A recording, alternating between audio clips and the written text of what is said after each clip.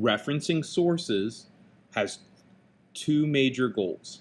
The first is to give credit to the person who did the research or created the ideas. The second is to help your audience understand where that information is coming from. As a result, we need to be very careful and creative in the way that we are introducing texts and referencing them in our writing. We don't just want to drop quotes in like random grenades. We want to make them part of our writing, and we want to show what sources they are coming from. The bottom example is a negative one.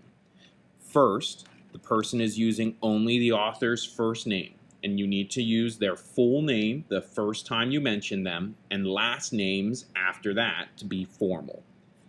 The other problem is this student is using this very simple text tag that says, in the text it says.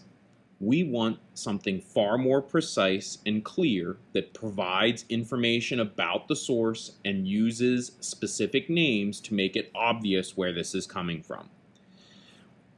As a result, we want something more like what's at the top. We're using the full name, giving the section title like they did, and then describing that as being from the textbook.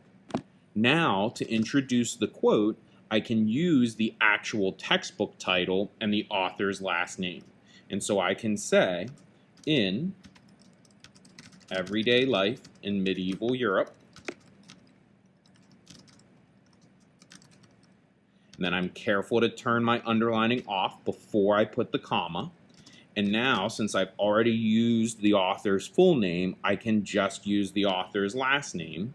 And then I can say wrote, which is a much better verb to use than says, because the book isn't talking, the author is writing. And then I can start my specific quote.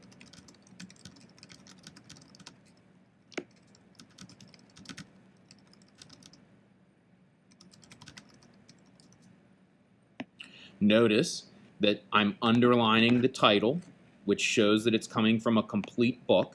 And because that's underlined, my audience can make the logical guess that this is the book that's being referenced in the previous sentence. And now they can go look it up if they want.